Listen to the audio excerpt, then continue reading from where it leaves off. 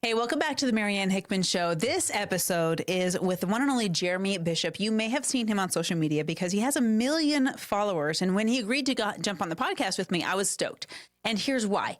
You know, my last episode, we talked to Becca Tilly and the return on investment when it comes to marketing and making sure that your marketing energies and time are well spent in terms of conversion. Now, Jeremy and I had a different conversation. I've talked to several marketing experts right on this show, everyone from Becca Tilly to Michael Adderby, and here we have Jeremy Bishop. He brought up how do I call it? It's a number that you and I both pay attention to, even though we probably don't want to admit it. And this is the social credit score.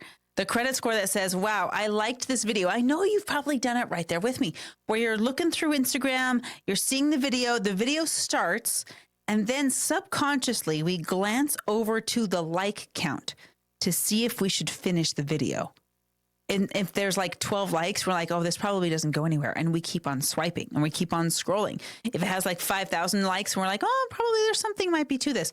And this social credit score really subconsciously influences a lot of the decisions we make, whether to follow someone, whether to engage with their content, whether to do a joint venture partners with them, whether to have them on our podcast or not. So I want you to be curious with me as we go into this conversation with Jeremy. Listen to what he says when we ask the questions. And I want to hear your questions in the comments below, because if we like this conversation, we're going to keep having it. I'll see you right in the episode. Jeremy, I'm stoked to have you on the show. I'm so glad that we connected. I was just cruising through your Instagram once again. You're almost at 1 million followers, bro. Yeah, it's right now just fluctuating over it and under it, but yeah. That's awesome. Okay, so this is something you do for other people, and we were chatting before, like when we first met. This is one of the things that I have wrestled with a little bit, and I really want to dive into it on the show, is this follower count, because I was talking to Mike Adderby. It's this social credit score. Yeah. Right? We get all excited when we meet someone and we're actually talking face to face and like, oh my gosh, this person has 1 million followers, or they have 3 million followers, or whatever it is. And I don't know about you, but it goes in one of two directions. For me, when I first started to get really a windfall of followers, I will openly admit that I fell prey to one of those scam bots on Instagram that says we can boost your following and look at everyone else that we've helped. And I did it, and I didn't know I was buying followers. I thought I was just buying like digital space to get shown and getting organic followers. Totally not true. It murdered my Instagram account. It just totally killed the thing. So this social credit score, when people have a lot of followers, it doesn't always mean what people think it means. Okay. Yeah. Right? Like it could be that how do you tell? Like, how do you tell if someone just got a click bot or a farm or they've got real, genuine, good content that really earns the following? Well, I'm just going to play devil's advocate to make this conversation more fun. Do it. The question is, a lot of people have the wrong question, okay, to start. I think that what makes a quote unquote credible brand, no matter the number of followers, no matter the number of engagement, because that number is subject to so many different things. And you can have a person that has incredible content. I've seen all of it, an incredible content and terrible engagement. You can find somebody who has terrible content and great engagement and everything else in between. So if we start with that understanding that there is no one way to do it, there is no perfect account, okay? And there certainly is no sort of organic one and only method to make something happen, okay? I was looking at an account the other day that has no following, no engagement, but one reel has 1.2 million views on it, okay? Now, again, that doesn't surprise me because that's how this works. Anything is possible. Now, what I think matters beyond the numbers, any metrics, and this is our saying in our company, which is we don't want to make bad people more popular. Hey, what's up? Marianne Hickman here. Listen, I'm interrupting my own show because I want to give you something. Now, you guys all want to get on more stages, I've got a free resource for you of stages that are just clamoring for guests. They need guests on a daily, weekly, sometimes monthly basis. This is my podcast database. Now, what I'm going to do is have you go to mariannehickman.com/database. Once you put in your information there, I'm going to send this to you totally for free.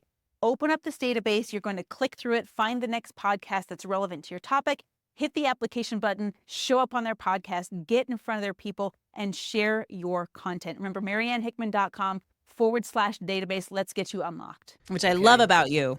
I love that about you. So what I mean by that is when you think of someone who has a credible account, you associate it with what they have done or are doing in real life. Okay? Exactly. Yeah, we all make that assumption. You put it really well. So when I see someone's account, I'm not really concerned about whether it's quote unquote how they got there, if they spent money on it, because in business you spend money to grow things. Okay. I certainly do not want to wait organically for my business to grow. Okay. I don't want to wait around for, if I just say the right thing, somebody's going to buy from me or join my company. No. You have to push, you have to create strategies and systems to hopefully move things forward very quickly and continue to grow over the years. So when I look at someone, I'm not looking at their numbers to dissect that. I'm looking at, does it make sense that, I don't know, the guys on Shark Tank have 1 million followers, right? Well, it totally makes sense. Okay, right? Why does it make sense? Well, because they have eyeballs. If they're on Shark Tank, they're getting eyeballs that aren't on social media. So they're on TV. We see Shark Tank every Thursday night. That's what we watch, like at the Cheesecake Factory when we're having dinner, because we're serial entrepreneurs. So we're like, okay, if I look at Kevin O'Leary or if I look at any other one of the sharks, right? I see them without having to go to social, which means everyone else in the restaurant's doing the same thing. Everyone else who tuned to that channel at home is doing the same thing. So there's an opportunity for a lot of people to like their content well enough to go then to social and follow them, right? Perfect. So that makes sense. So let me, blow your mind. Let's do it. I was very fortunate to learn from a mentor of mine in my early 20s, and this is the person who taught me this process that has now become my entire company. It's how I've grown my own audience. It's how I've gotten myself and built my entire company around this. My mentor personally helped people like Grant Cardone, Damon John, Kevin O'Leary, a lot of the guys through the Shark Tank network. He helped them personally go reach their first 1 million followers, and now many more over the years. So that means that beyond what everyone thinks, that the minute you're on TV, they'd been on TV for years, but they had never reached they had not reached 1 million followers. Some of our members are 5-6 years, and when I met them, they are literally celebrity musicians playing in front of 20,000 people a night, and they did not have 10,000 followers. Really? So here's the problem. Some people, it does happen for naturally, organically, with no assistance, help whatsoever. And when it does, that's phenomenal. Call it the Justin Bieber effect. I don't know. They go viral, and it grows and grows and grows, and the quote unquote algorithm takes them, to the top. Now, for the majority of successful people, the majority of people who have real resumes, they've done incredible things in real life. For a majority of those people, no. Just the fact that I've dealt with thousands of accounts, they do not naturally grow to these larger numbers, even though, just like you said, it makes perfect sense that they would. But they need help. They have a team. They invest money in big campaigns, just like marketing, just like advertisement. By the way, there's nothing wrong with that. I think there's a really big stigma around this, you're not allowed to spend money and invest in the growth of your metrics or numbers, and that's frowned upon. And that's totally fine if people feel that way. But for those that decide to do it, they always end up in the position where someone judges their account and says, of course he has that following. Because when you have something in real life and then you match it with a credible brand, to the rest of the world, it starts to make sense. Okay, I like that formula. You've got to have real results, and then you've got this credibility. And I want to be clear. I have nothing against investing in your business. Of course. Do it all the time, right? Yeah, This yeah. whole studio, everything we've done. I do have a problem when we put money towards something that's hot air and Yeah, has of course. no legitimacy. I'm sure I sent money to some prince in Nigeria when I did that. I know. Yeah. I was like, I can spend $30 to see if this works. I had no idea it would kill my account. It was rough. But this I want to explain this formula, because when you said there's these people that have been on national television, big name musicians that have they're like a brand name, a household name in their own space, and then when you go to their socials, there's nothing as far as a social credit score. Their follower count doesn't make sense. In other words, why is that? Why is it people like don't see the same guy there? Like why wouldn't they hit follow, or why is the follower count so low? Sorry, just to confirm, your question is for famous people, et cetera. Why do some of them not take off and have a big following? Yeah, well, I don't have that answer, to be honest. I don't think anyone has that answer specifically, other than Instagram is a business. It's a platform. It is a revenue generating company, and if they were to just many years ago, it was very easy to gain a big following. You actually just had to follow people, engage with them, and within just a few months, our clients used to grow to their first 10 to 30,000 followers very quickly, and as organic as you could possibly call that. Okay, it was very simple. So what does Instagram do? Well, they became a pay-to-play platform, as any does over time.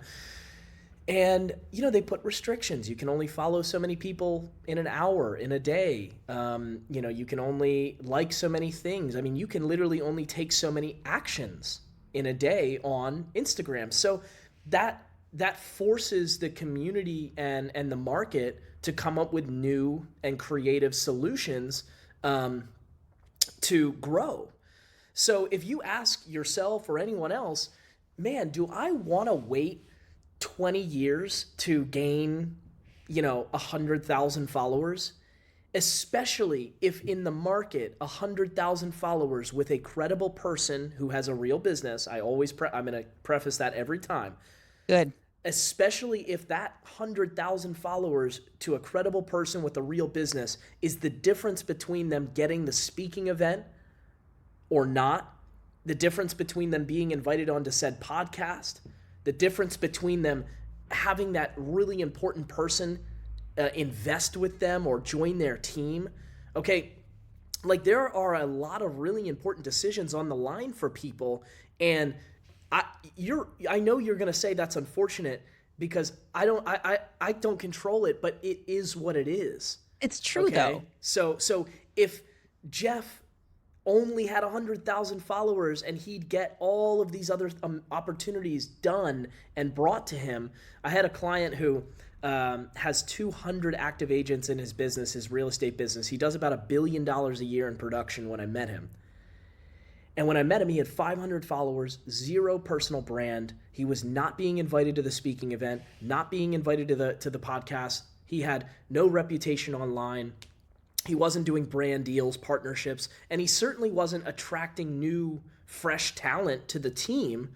And so he started to grow the brand, and within just 2 or 3 years going through our process, let alone any other process, but the point is he grew and created the credibility, and now he has done probably 50 to 100 podcasts. He's been on speaking stages. He's done YouTube interviews with some of the top guys in the real estate ecosystem. And so brand endorsements, deals, all of these things start to come to fruition. And it's really interesting. If you ever have the chance to speak with somebody, a podcast host or a TV host, and you say, I asked one, why did you choose my client at this point? Why not earlier? And she says, well, once I saw he had 75,000 followers or more, I reached out. I mean, it's that simple. And again, having 100,000 followers does not make you a better person. It does not mean that you are overnight success or anything like that. But just like anything, if we meet and the person pulls up in a really nice suit and a nice car and they're presentable, et cetera, we know how this story goes. And so, it is part of what you should be paying attention to, in my opinion, if you'd like to gain people's trust.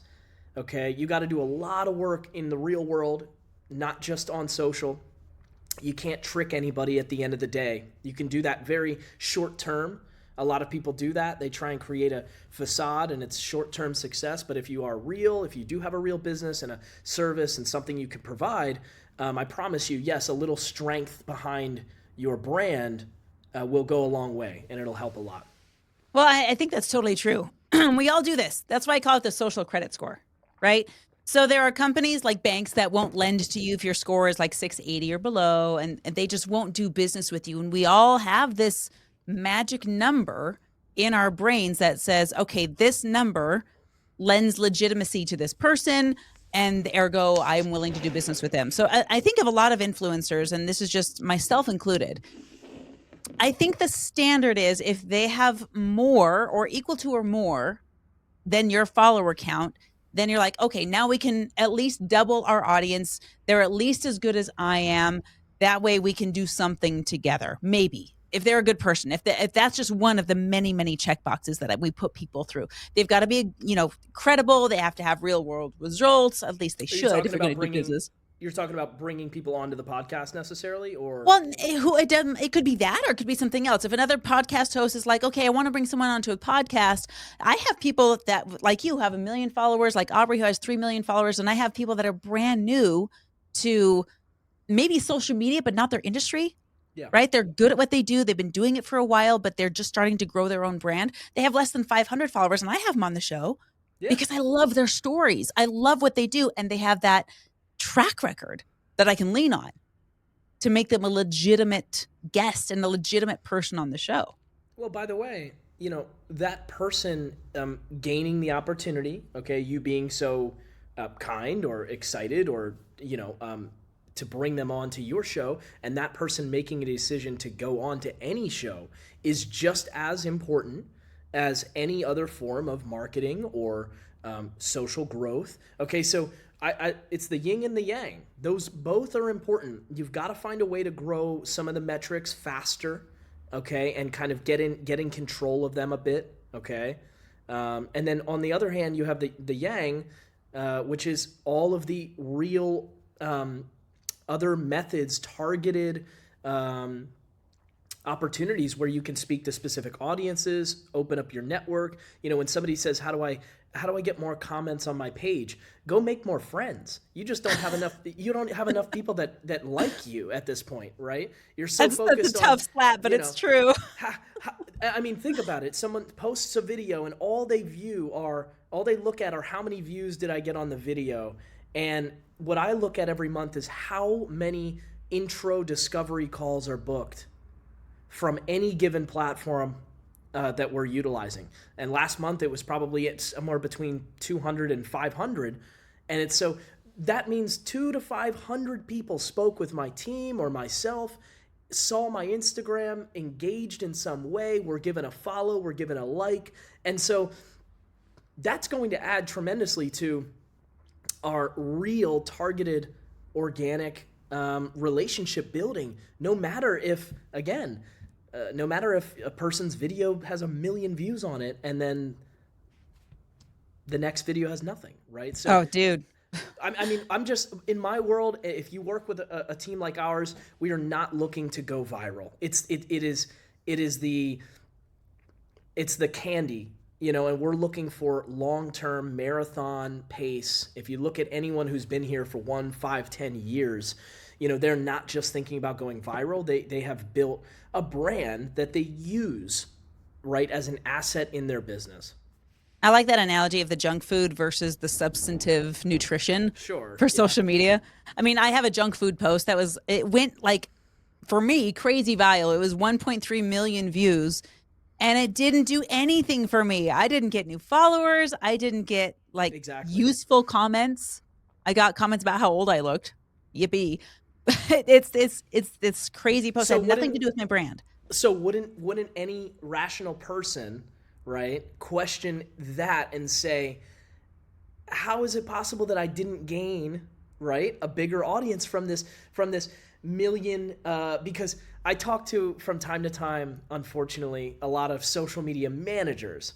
And usually I have such an unorthodox approach because I'm not trying to play into some sort of algorithm. We're never trying to play into, just to grow views for the sake of growing views. We're always looking at what real end goal, which is a big question. If anybody's listening and you're thinking about taking time in your business to focus on social brand, you have to have a real end goal that you want to use any of this for, or else I promise you will be frustrated. You're going to be lost at the end of the day, chasing random numbers and metrics that mean nothing.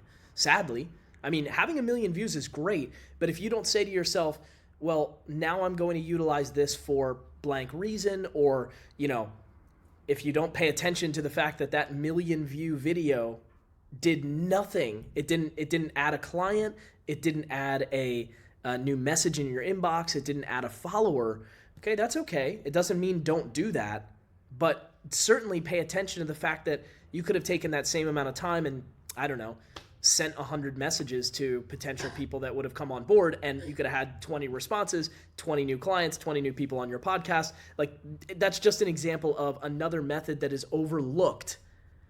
Okay, it's very overlooked, that picking up the phone, sending a direct message, doing some of these really simple things, which, by the way, they never change. Over 10 years of social, going trends, different algorithm, all of these things that everybody kind of complains about or blames or is always talking about. There are a few things that stayed the same. Basic communication, genuine images that of you in your professional, personal, hobbies, lifestyle, like just a basic, really quality image, business card of who you are. That has not changed. Trends will come and go, but a personal brand of and a genuine, showing of who you are, that'll stay important forever. Okay, I think we've actually seen a shift in that because we've been so AI to death recently that those genuine, real images are more valuable than maybe they were before AI even happened, because they're more rare now. Exactly. Yep. We're not seeing as much of it.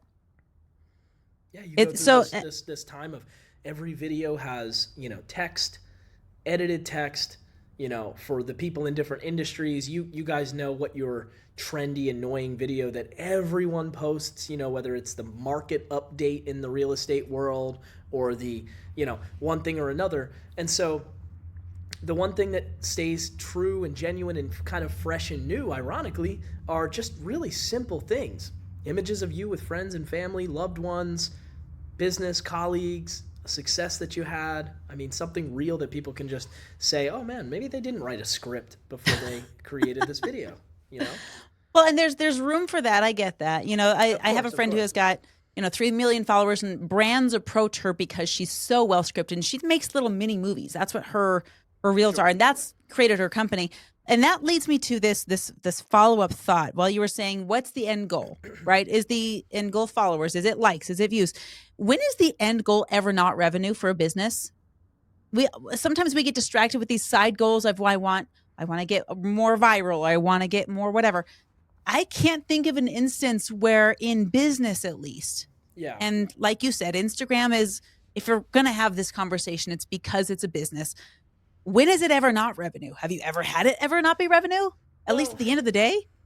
Yeah, I think that, there's two buckets, right? If you take someone who has maybe completed a really high level of success in their life and in their and now they're here to kind of do this legacy brand and sort of have, it's like a give back instead of a revenue focus. And so that would be the only scenario where they've made all the money they could possibly make, and now they're excited to just create a brand for the sake of getting in front of people, building a community, building an audience.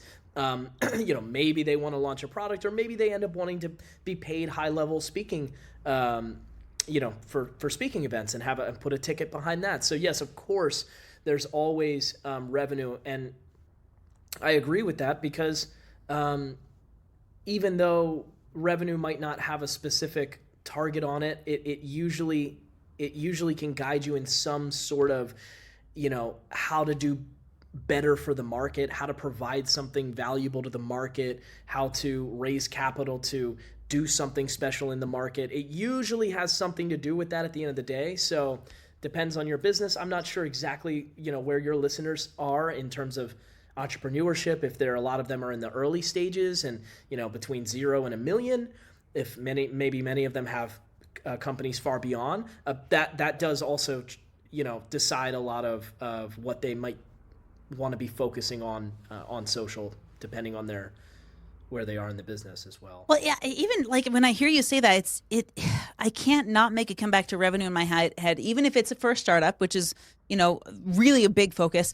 For a legacy account, usually our measurement of give back is revenue in a foundation or a charity, Sure. or how much good am I able to do? And that takes like Mother Teresa style money.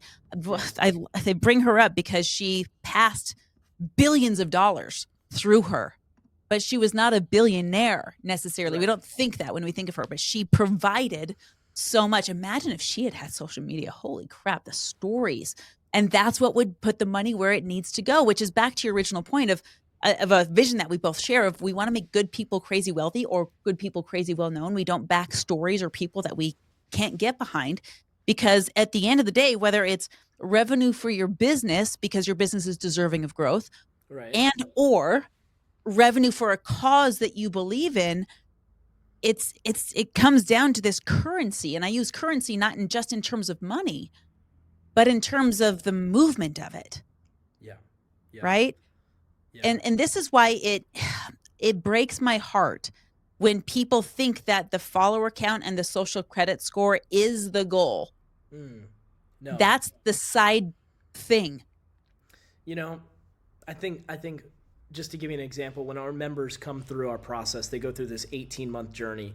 In phase 1, we will help them grow to their first 100,000 followers in 6 months. And usually that's a big jump. Yeah, and usually they're starting anywhere from 500 to 5,000 followers on the very low end. And I let them know, I want them to get acclimated to that big jump, because the sooner you can, for lack of better words, kind of get over it. Okay. What are we getting over? Hold on.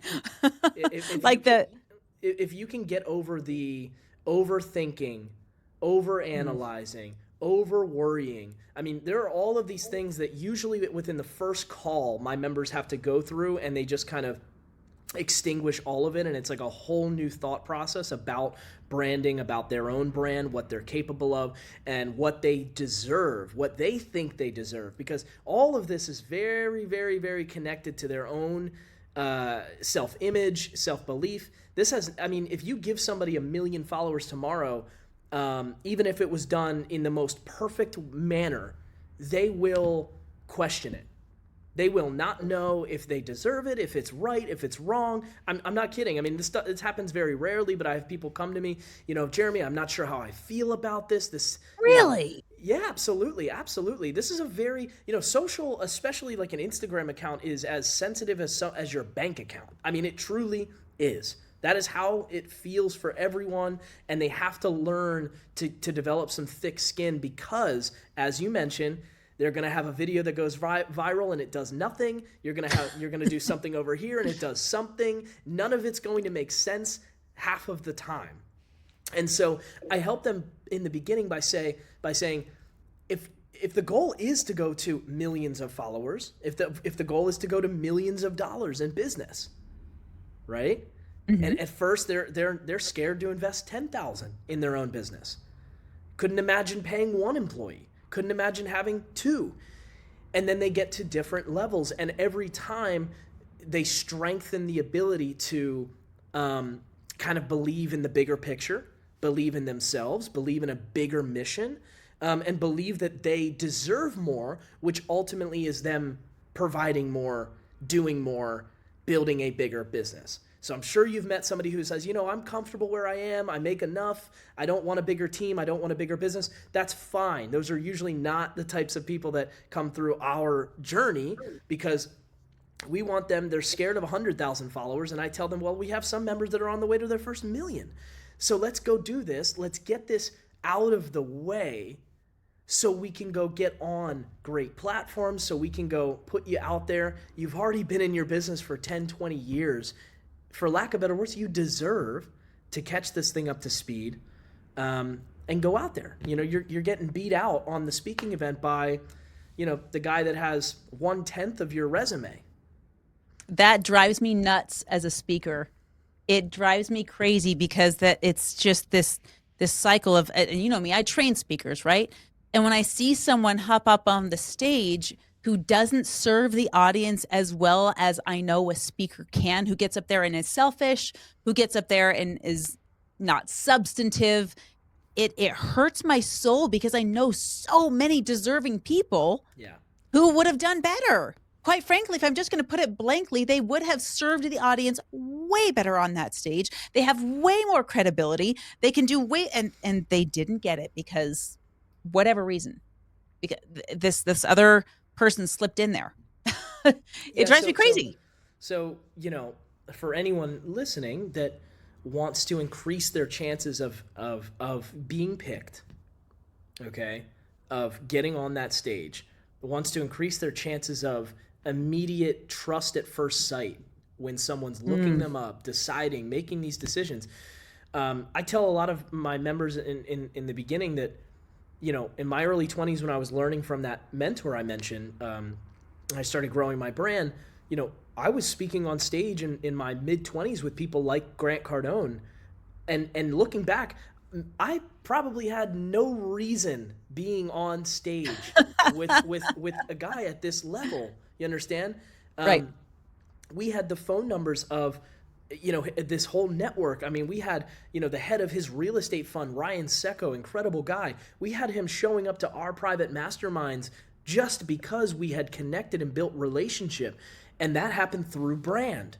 That happened through Instagram. That happened through messaging and going after what we wanted, building a brand that that had a name and had some strength to it. And so someone else could have certainly been on that stage, right? And I think that a lot of people, they sit back and they say, that guy, damn, that guy isn't as good as me. That and that's person, harsh judgment. Sure, it's not very nice. No, but sorry, but like you said, if you look at let's call a spade a spade. Less resume, less time in the market. Someone said to me recently, Jeremy, I've got a blank portfolio in real estate and I don't get invited to the speaking event, but this person who has only 5 million in real estate instead of 100 million, he's invited to the speaking event because he has 100,000 followers. And I say, you know what? You're right. That's annoying. Okay. But you can't sit and complain. You got to play the game a bit. Get in there, beat him out on both sectors, beat him out on the resume, beat him out on social credibility, beat him out on getting picked, and get up there and do it. Whereas sitting back and saying, well, I'm not going to play that game. I'm too good for it. I promise you, just get in. You're not competing with anyone else. Okay, you're not comparing anyone else in your numbers. It doesn't matter where someone is or isn't. It's just whether you have decided to stop looking at everybody else and just focus on your numbers and your growth and be proud of it, be happy about it. When you say that, it reminds me of what Jen Gottlieb says. She said, she spent 15 minutes a day on social media with the people that she liked and followed because they were really good people. These are people with big accounts before she was big. She said, I would spend 15 minutes a day interacting with them. I would comment on their posts. I would message them. I would reply to their stories. I would just be a real human. And these are tips or hacks that, just like you said in the beginning, we're just coming back to humanity. Yeah, it's so basic, right? I mean, it's like, wow, wait, so I don't have to do like the certain amount of time on the reel and chop it, and what time of day should I post? And I get so sick of that. All of these things, and I promise you guys, if you just do an audit on yourself, does your profile picture look clear? Does your bio clearly show who you are and what you do? And yes, you ought to flex a little bit, enough, because people are not mind readers. They will not they will not do 20 minutes of research on you. So if it doesn't say in the bio, I've had over 200 episodes. I've raised 20 million in funding. I've closed 100 million in deals. If it doesn't say something I tell guys all the time. They tell me, I meet men and women, they produce 40 million a year in real estate. And I tell them, I wouldn't know if you are a part-time real estate agent. Just by looking at your bio. Just by looking at their page. Because nowhere does it say or show clearly that you are at this level. And so for a lot of you out there, or for a lot of us out there, if you have a credible resume, make sure there is something there for people to easily and quickly, see and make decisions on. So I promise it'll make a difference. I want to kind of try and see if, now we talked about doing this before. I'm going to see if the tech will support me in this. Can I have you critique my bio?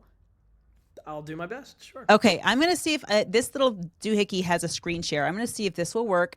Okay. And it'll show it to you. And then our listeners, if you're watching on video, you should be able to see this as well. I'll make sure that Richard does all of his magic to make sure this looks good. Okay. So I just opened up my bio on Instagram, and I have to tell you, I'm just going to be totally upfront that it's probably not optimized. I'm like, here's my vulnerability here. Yeah. I cross post between Threads and Facebook, like that little picture of the puppies. I didn't mean for that to go on there.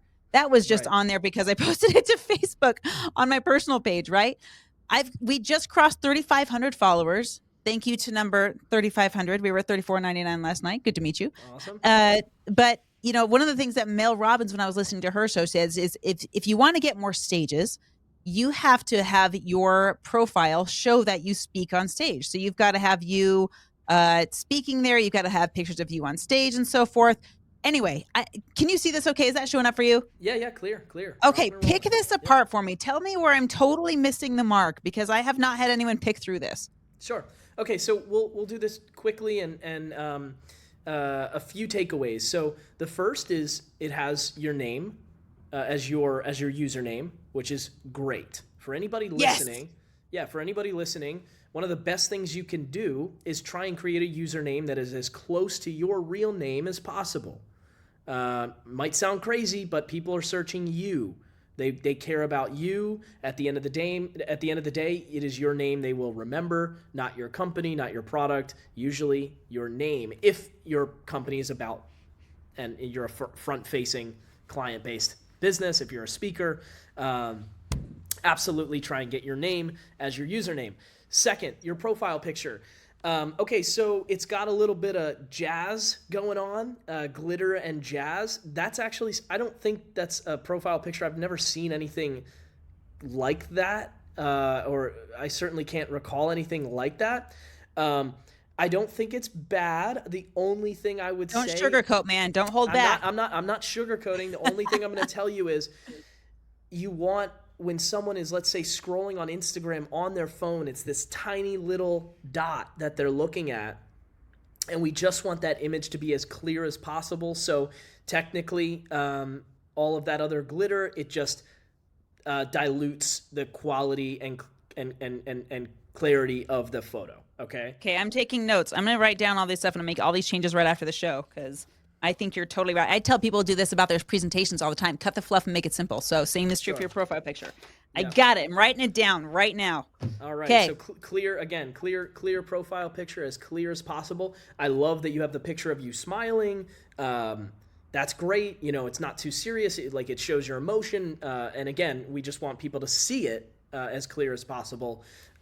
Same with your images on your page as well. But we'll get to that in a second. Your bio. Okay, so the bio, first thing is it's a bit short, so there's room to fill in more information about you here. So, number one, public speaker trainer.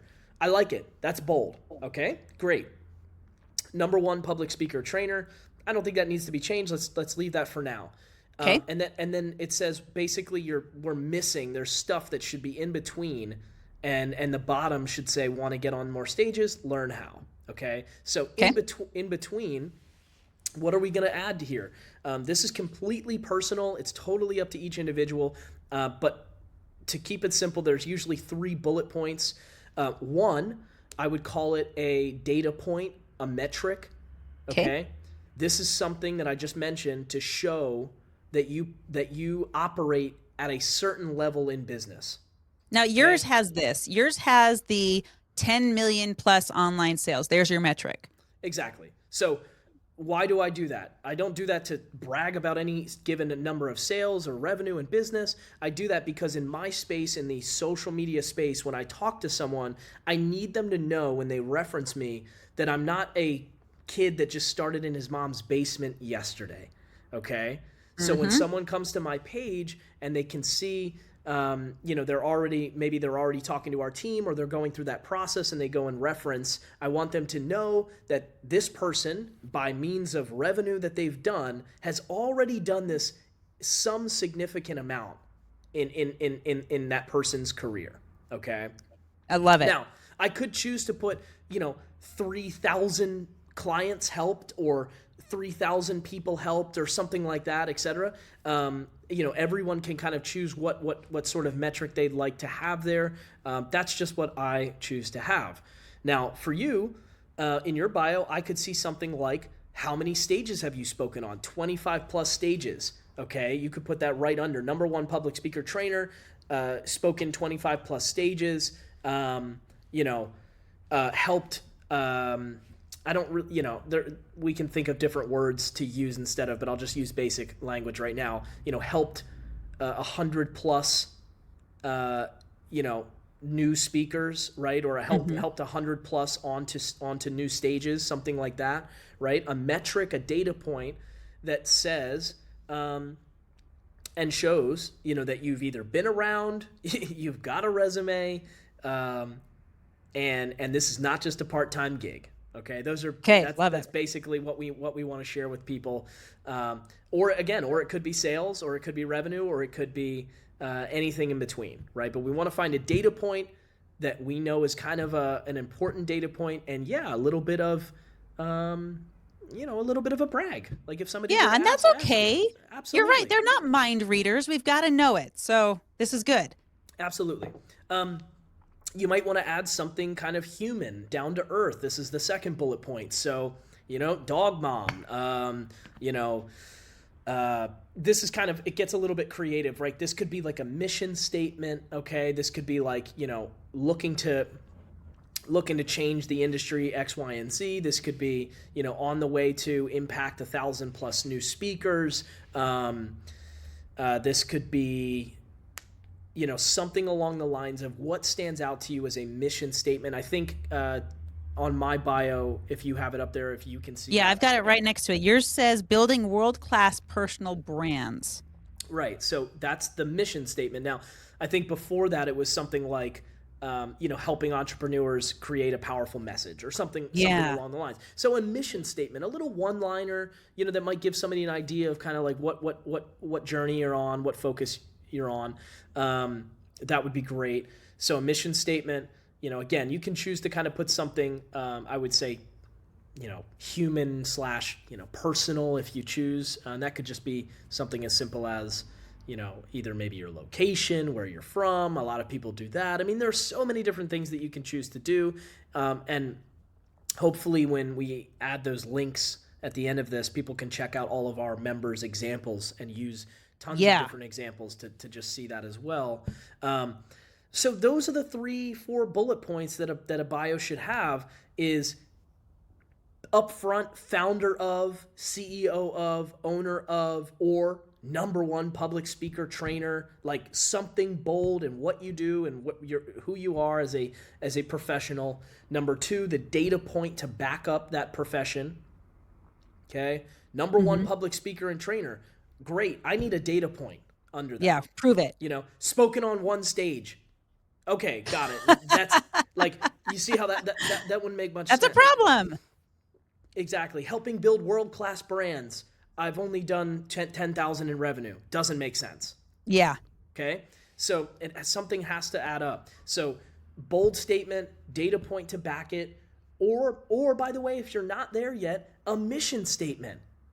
The mission can be bold as you want it to be, and it can still be a flex on the way to blank, on the way to hitting this goal or doing this thing or making this impact. Okay, that can be a bold statement as well. And then yes, at the bottom, some sort of actionable next step for people. I really love the concept of building a massive, David Goggins talks about, like, I think it's David Goggins that talks about like having an undeniable stack of proof that you are who you say you are. Okay. So when someone clicks on the link in my bio, they don't see a bunch of stuff about me.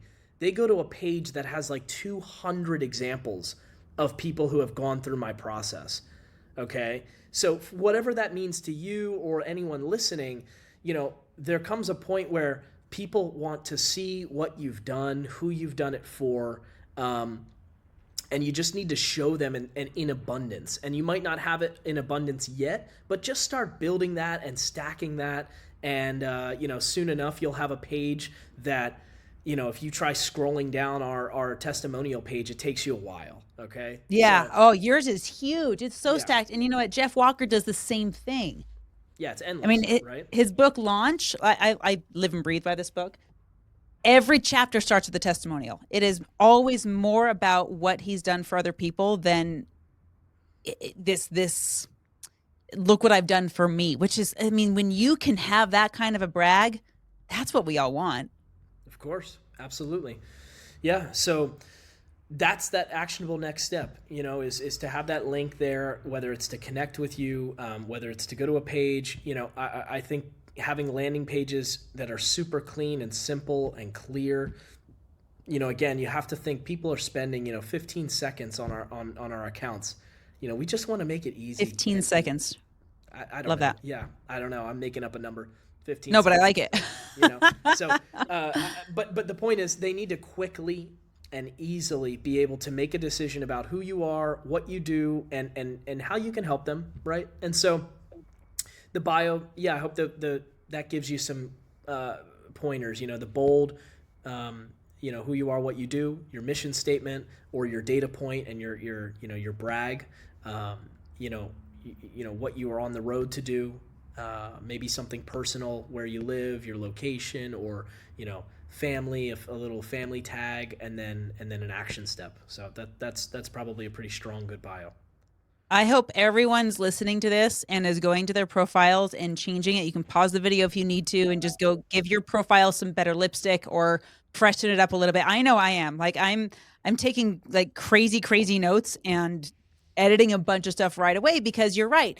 It's we all judge a book by its cover. I think we just have to admit that. We all do. There's my sister picked up a book at the airport called Salt. And because the cover was so good, it was like this cutout of a salt shaker over a picture of salt. And she's like, ooh, it even feels cool. There's a cool texture. She picked it up and it was the worst book she'd ever read. But she bought it because the cover was so good. And the people that sold the book, they provided great value. It wasn't her cup of tea. They weren't swindling people, right? Yeah. But it worked because of the first impression. We liked the appetizer. Yeah. So we wanted the main course. Now she's not going to go sign up with them or anything. It's a world history of salt. Whoop-de-doo. Yeah. Not a cookbook or anything. But that's the point, is we have to admit that we are all subject to this first flavor, and we won't take another bite if we don't like what we're experiencing at first. And I know that's hard because it feels, I don't know, shallow in a way. Well, if you can enjoy, if you could start to enjoy the process of understanding the really basic reality of engagement and why we connect with one another and how to make it easy for one another, ask somebody next time, anybody's listening, the next time you have some success, whether it's somebody takes your phone call, they invite you to the speaking event, just ask them, why did you decide to take the phone call? And start to gather some of those really simple points, because I promise you it's not complex. They'll say, when someone gets on the phone with me, there's two things they say. Immediately, they're like, wow, I saw you and your wife had a wedding not too long ago. Congrats. Oh, the pictures are stunning, by the way. Okay. So as an example, why do I have that at the top of my profile instead of like, I don't know, some business thing, some highly edited content about my company, and a reel of all of my Netflix superstar clients. Like, why don't I have that at the top? Isn't that interesting? Because the first thing somebody says when they get on the phone with me is, "Hey, congrats. I saw you just got married recently." Immediately we are connecting on a real level, and they have immediately let some wall down. Okay, which is the social media, "I don't trust you, you're a fraud," wall that everyone has up. And so the more you try to put out things that you think people are going to, if I show that I have a ton of money, if I show that I have cars, if I show that I am successful, then people will trust me. It's so crazy. It's the absolute opposite. If you just show that you're a real person, you're down to earth, and then you allow your data, your metrics, your followers to show the strength for you, then I promise it's this cool little equation there where somebody says, well, of course. I mean, I saw you have a really large following, so of course I took the call. I saw this, and this on your page, so I knew you were real. And I believe that that's a really great equation to build trust quickly with somebody. And then of course you have to back it up, and you have to do what you do best. Oh, of course. Yeah. That's just we're just going to assume that's a given integrity play for everybody. Yeah, absolutely. Yeah, well, you'd be You have to do what you, right? But yeah. For the sake of this show and anyone that wants to work with you or me. For your listeners, I'd hope, absolutely. I hope that they know. And the people that they want to reach out to or get connected to, or those podcasts like yourself, or platforms like you have, they are so much more accessible than people believe. And sometimes it really does just take reaching out, sending a message, going into the bio, finding the email, and sharing a little bit about who you are and your resume. I mean, this is like, people, how do you do, Jeremy? How do you book all your members on so many podcasts? Yeah, we just do, it's tedious work, but we just go and reach out, send them a great resume, connect with the host, and do that 10, 20, 40 times a day. And I promise you, you're going to have more opportunity next week. And that's the thing that I can't let go of is, and I have learned the power of this, is of this true relationship building. It's beyond networking now. I think networking is become a word that is too businessified. It's too B2B. Yeah. Really connecting has become my new favorite way to do business, because I'm not trying necessarily to do business. I'm trying to help people. I'm trying to see if there's something that I can do. When I have an ask, now I knew who to go to, because I know them so well, right? And they love to say yes, because we've built this relationship bank account so full that we just, it starts with like doing favors for each other, and it turns into, well, maybe I'll have you on my podcast, or maybe well, let's do a joint webinar together, or, maybe I need to buy what you have because it really will help me. And it's like this opposite feeling of the friends and family discount where we're always trying to get something cheap from each other. It's not that at all. It's how can I invest in you? Yeah, definitely. Yeah. I mean, people have businesses and they work their butts off to create something special, and the smartest and most genuine thing you could do for yourself and for that person is to go test new platforms, go test new investments, spend money on your business. Okay. You're the number one, speaker trainer, but all I can say is, there are a lot of people that they just need to get over the fear of knowing that they are going to be the superstar that they want to be, right? And that they can be the superstar, and that when you go on social and someone shows up and they start showing up on every reel, every platform, every podcast, every speaking stage, and you go, where the hell did this lady or guy come from? It's almost overnight. Everything they touch turns to gold.